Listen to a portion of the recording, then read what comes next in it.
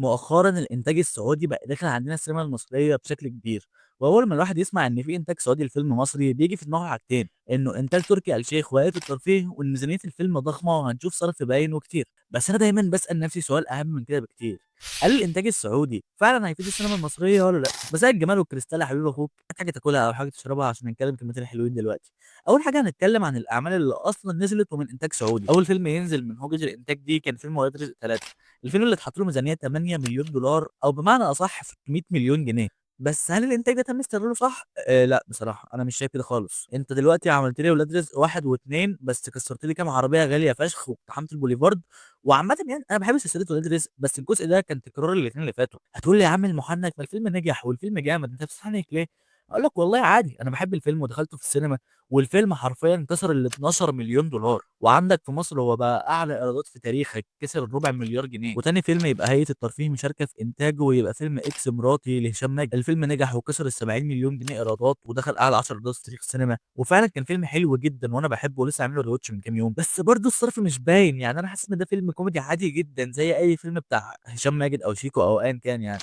الفيلم التالت بقى كان سيكو سيكو،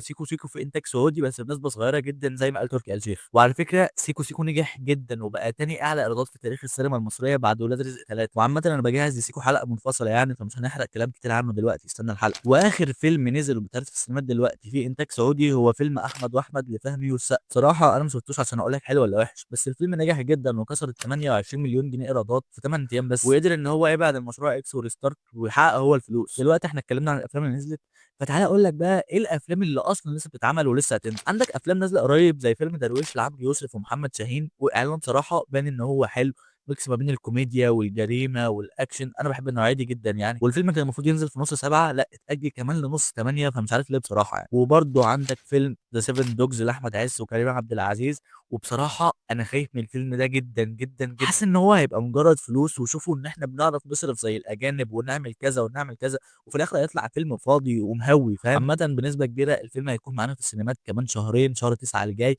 فهنشوف يعني مش هنحكم من الإعلان طبعًا. كريم عبد العزيز عنده كذا فيلم منهم الفيل الأزرق 3 وده اللي أنا برضه قلقان منه إن هو يشوّه سلسلة عظيمة زي الفيل الأزرق، أنت الفيل الأزرق يا جدعان الجزئين بتوعه من أحلى الأفلام اللي اتعملوا في تاريخ بلدك، فلو عملت لي جزء تالت وِحِش أنت كده بتهدم نجاح السلسلة حرفيًا. وكمان كريم عبد العزيز عنده فيلم اسمه الإخوات مع أحمد حلمي، أحمد حلمي بقى عنده قصة مع الإنتاج السعودي ده بفيلم النونو، فيلم النونو لمّا بدأوا يعلنوا عنه عمل جدل كبير حتى قبل أمّا يبدأ تصوير، عشان فيلم عن نصّاب مصري بيعمل عملية مهمة في السعودية، وشُفنا إن ده تشويه لصورة المصريين وإن إحنا مش كلنا نصّابين وحرامية مش كلنا ولاد رزق يعني فاهم، عندك برضه فيلم شمس الزناتي 2 لمحمد إمام اللي أتمنى إن هو ما يبوظش أسطورة شمس الزناتي لإنه واحد من أكتر الأفلام اللي أنا باحبها للزعيم عادل إمام، وفي أفلام كتير لناس زي شيكو وأكرم حسني وناس كتير جدًا، بس أنا بالنسبة لي الأهم هم فيلمين بس أولهم أسد، أسد دخل فيه إنتاج سعودي الفترة اللي فاتت دي وأنا متفائل جدًا بيه وشايف إن الفيلم ده ممكن يبقى نقلة في تاريخ محمد رمضان، أنت عندك كاست حلو جدًا، عندك مخرج زي محمد دياب مخرج عالمي دلوقتي عمل لك مسلسل مع مارفل مون نايت، وعندك تأليف لمحمد وخالد وشيرين دياب، خالد وشيرين دياب عملوا أشغال شقة رمضان اللي فات واللي قبله وكان حلو جدًا، فأنا حاسس إن إحنا هنشوف محمد رمضان في قالب جديد وقالب high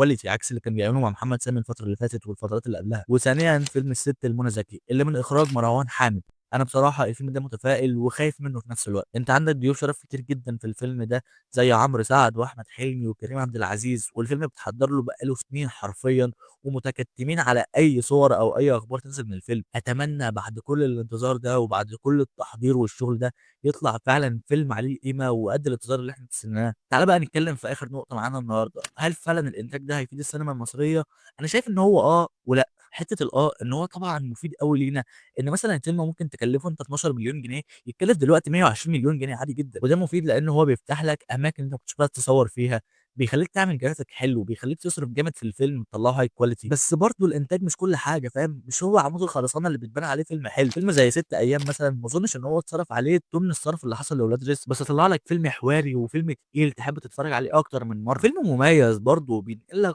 طابع رومانسي أنت كنت مفتقده في السينما عندك. اللي اتسحلت في الضرب والأكشن والكوميديا بس، فيلم زي البحث عن منفذ لخروج السيد رامبو، فيلم إنساني بينقل لك مشاعر أنت كنت نسيت إن هي فيك أصلًا، ومعمول بحرفية وإتقان مش طبيعي، والفيلم كسب جوايز في مهرجانات عالمية زي مهرجان فينيس في إيطاليا، طب عندك فيلم برضه زي فوي فوي فوي مبني على قصة حقيقية وقدم لك أنواع بشعة من البشر، ودارك كوميدي إحنا ما كناش بنعمله بقى لنا كتير، وأفلام تانية زي وش في وش وبنك الحظ ووقفة رجالة، أفلام حلوة جدًا من غير الإنتاج الأوفر اللي بيتنفخ ده. أنا شايف إنك لو هتهتم بحاجة أوي، اهتم إنك تجيب كُتّاب شاطرين قادرين يعملوا لك خيال جديد للسينما عندك، أو مخرجين جامدين ليهم رؤية حتى لو سيناريو ضعيف يقدروا يطلعوا منه حاجة جامدة أوي. ما تروحش تبهزق لي فلوسك على الفاضي مع الكام مخرج بس اللي أنت بتجيبهم والكام مؤلف اللي أنت بتشتغل معاهم، عشان تعمل لي فيلم مصروف عليه بس في الآخر هو فيلم وِحِش. لو وصلت لهنا فاعرف إنك حبيبي وأخويا وراجل جدع. اعمل لايك وشير وسبسكرايب وفولو وكل حاجة، وبس كده. اكتب رأيك تحت في الكومنتات. سلام.